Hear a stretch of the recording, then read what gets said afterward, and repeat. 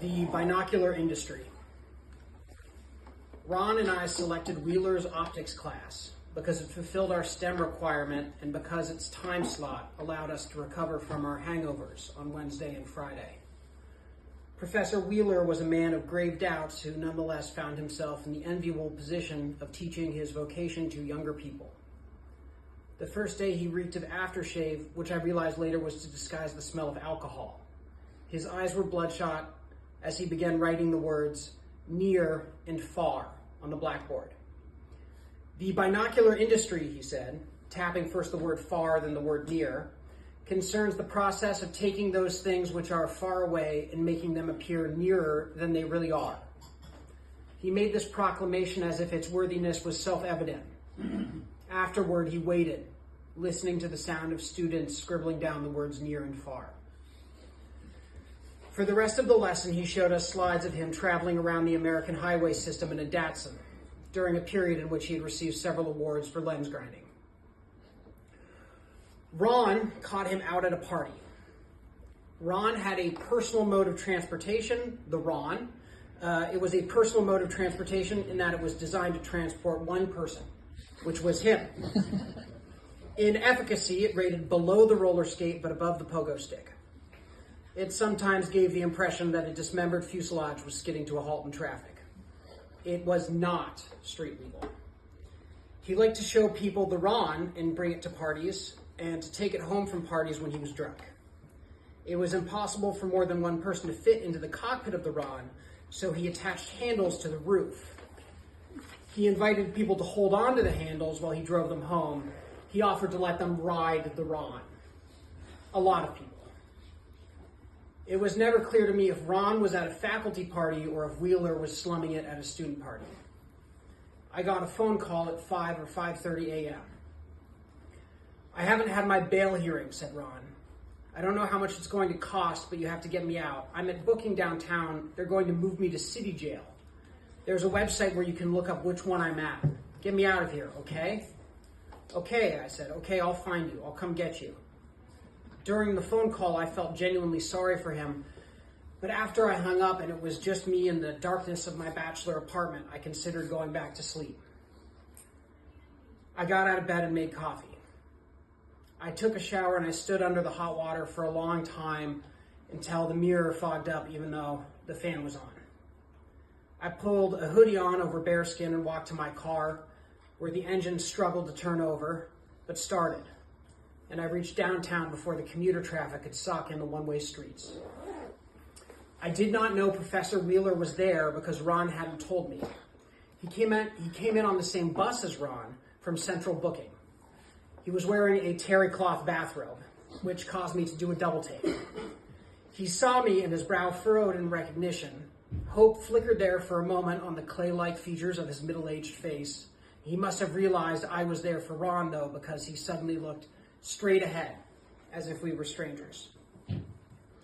I got in line behind everyone else at the desk, everyone waiting to get spouses and family members and the spouses of family members out of jail. One woman fell onto her knees when she heard the amount of the bail, and 2 female officers came out and threatened her and helped her into a corner where she wept. When it was my turn, I asked what Ron's bail was, which was $15,000. I knew Ron didn't have it. I did not have it. $15,000 is a lot, I said. You get the money back minus taxes. That's why it's a bond. How much are the taxes? 15% up to $750. I don't have $15,000.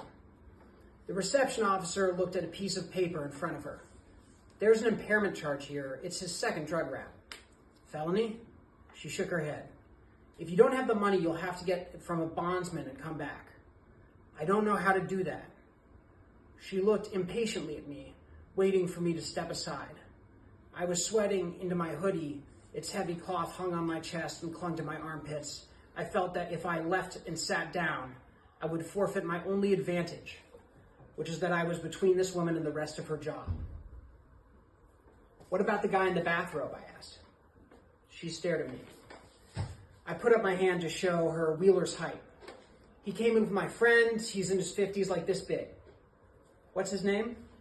Wheeler. I don't know his first name. I need to know his first name.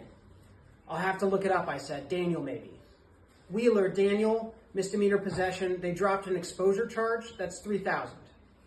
I had $3,000. I wavered, uncertain. He's a genius, I said. She blinked. He's a professor at my college. Do you know if he's called anyone? No, she said. She looked around me and beckoned to the person standing behind me, the motion of her fingers magnified by her nail extensions. I sat down near the woman who had been crying. She had stopped, but was now looking toward the cold gray light of the entrance. I waited for maybe an hour, and when I was satisfied that no one was coming, I paid Wheeler's bail, and we left. When we left, the woman was still sitting there looking toward the entrance. Wheeler piled into my jalopy. Do you have an iPhone charger, he asked. His pupils were blown out. I tried to put myself in his shoes in the haze of the drug binge, a fat black cloud on a hot day, and said, "It's in the glove box." He plugged his phone into the dash, then he covered his face, which he screwed into a grimace beneath his hand. He remained like that while I fished around in my backseat for a bottle of water. Here. I held out the water. He took his hand away from his face and drank half of it down. He looked out at the world, then, seeming to decide something, turned on his phone. Once it started, it was quiet for a few seconds, then it vibrated and kept vibrating, its surface lighting up. A series of messages piled into its display. "We have to go to my wife's house," he said. "Where's that?" "Overlook." "Where's Overlook?" "North Portland, south of Greeley." I pulled out and steered us in the direction of the highway. "Do you need something to eat?" He seemed confused for a second, then said, "No." We got off the highway after one exit and drove toward the river. "Turn here," he said. We passed a long, narrow park overlooking a bluff, then a row of cantilevered houses. He pointed to one. "That's it." I pulled into the driveway and killed the engine. He got out, and when I did not follow him, looked at me quizzically. "Come on." I got out of the car. "Can we talk real quick?" "I have to fix something first. My wife will make you breakfast." "Thank you, but I have to go back and get Ron. I couldn't afford his bail." "Ron," he said. "I have to go back, but I don't have enough. Can you pay me back for the bond?" He thought about that as he walked to the door. He reached absently for the handle. When he found that it was locked, his expression soured. He knocked sharply. "You'll get your money," he said. His wife opened the door. She looked surprised and then surprised and angry. "This is Gardner," he said. "He's one of my students." "What are you wearing? I don't have any of your things here." He motioned with his hand as if brushing off her concerns and moved past her, walking into the house. "Come in," she said. "Thank you," I said. We followed Wheeler to the kitchen where he had stopped at the sliding door to the balcony. The view from the balcony was of the Willamette River. It was framed in pines, the river snaking north toward the Columbia, and the old rail yards in the shadow of the hills on its opposing bank.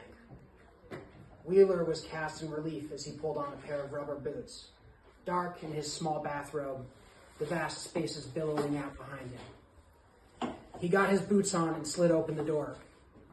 "Since I'm doing this, can you make something for our guest?" His wife looked at me. "What do you want? We have bagels." "A bagel would be great," I said. "Thank you."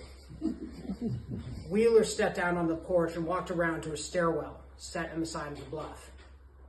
"I guess you want coffee?" "Yes, please." She put the bagel in the toaster and ground the coffee while I puttered around their mid-century living room. I sat down and picked up a magazine I'd never heard of. I read a little, then put it back down. I got to my feet. "Can I smoke on your balcony?" She frowned deeply. She tisked and passed me one of the cups waiting by the percolator. "Ash into this." "Thank you." I took the cup and went to the balcony where I leaned out over the railing and lit a cigarette. The far bank was awash in light, clear and still, as if captured by a fisheye lens. A train left cotton balls of smoke in the purple shadows of the great drumlin there. She came out with coffee. She set my cup beside the one with the cigarette ash and held hers in both hands. "How old are you?" she asked. 21, I said. "Why is Daniel wearing that?" The question confused me at first, but she gestured toward Professor Wheeler with her cup, He was beneath us in a terrace garden built from the grade, where he was investigating the contents of a chicken coop.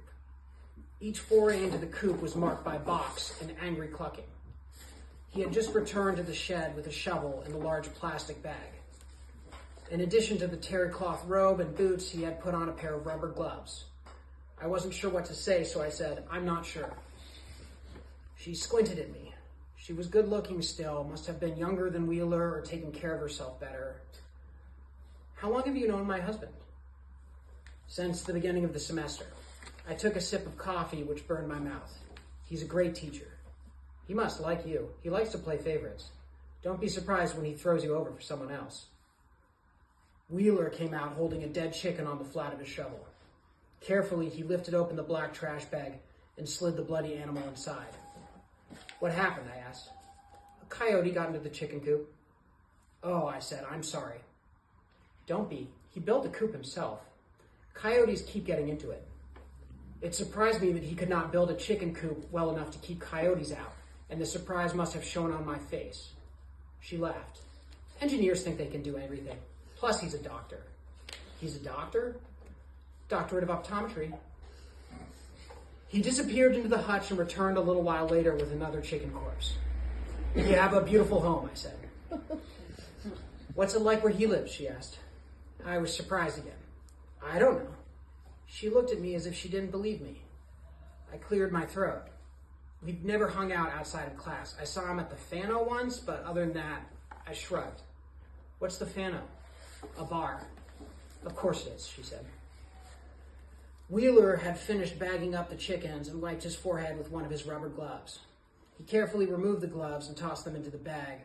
Afterward, he went under the balcony and came back with a spool of chicken wire and a pair of wire cutters. "What's he doing now?" "He's trying to fix the chicken coop," she said. "He loves those chickens. Not enough to hire a contractor, I guess." "Great eggs, though. Do you ever eat fresh chicken eggs?" "I don't think so." "Do you want one?" "Sure," I said. "Please, thank you." I picked up the coffee mug I had ashed in, meaning to bring it with me. "You can leave that," she said. "You might want another." Inside, she took the bagel out of the toaster and threw it away.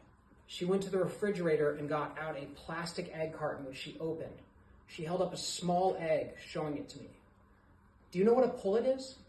I shook my head. "Young hens lay them. They only lay them for a couple months. They're delicious. They're the best eggs there are." She took butter from the refrigerator and knocked it into a frying pan.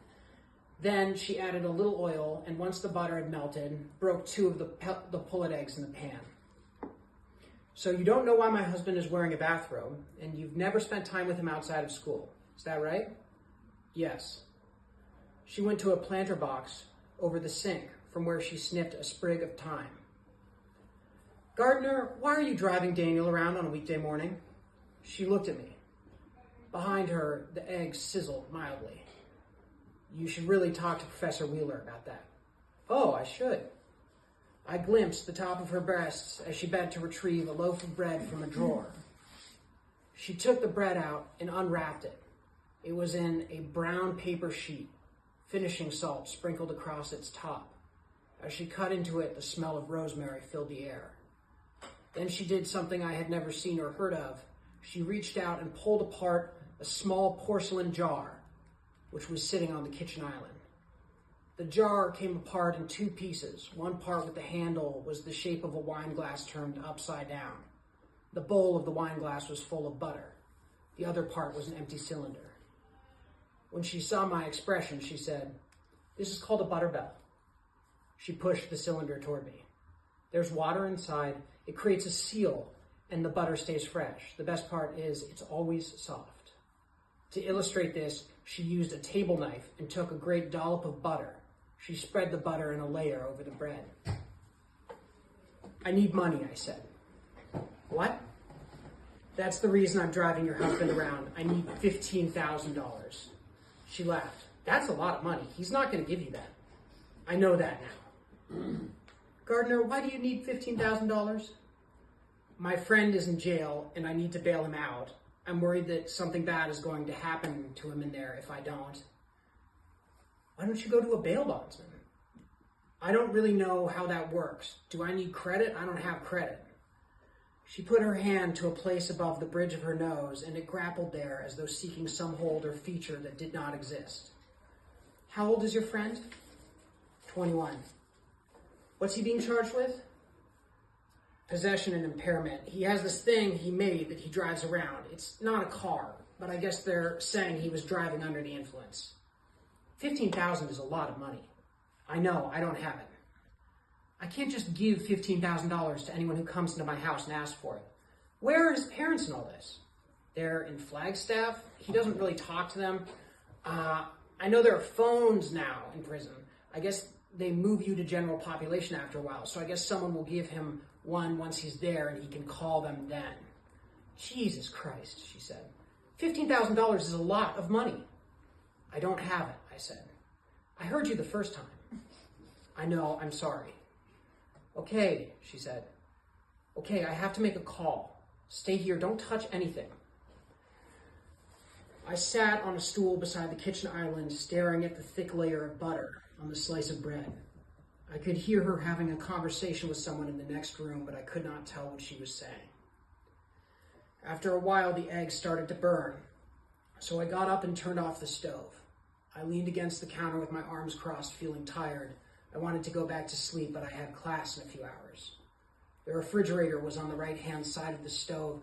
It was metallic and featureless, except for a few magnetic words that could be rearranged into stories and short poems, and beside the words, a newspaper clipping with a picture of a young man on it. There was no text attached to that clipping. From the garden, I could hear the sound of Wheeler hammering at something. The young man in the picture smiled up at me.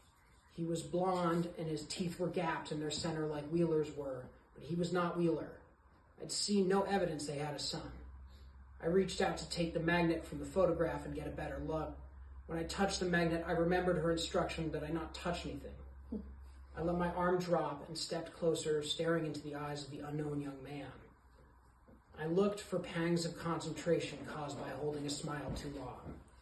The soft, dead expression of the eyes, but the photograph was low resolution and printed on uncoated paper.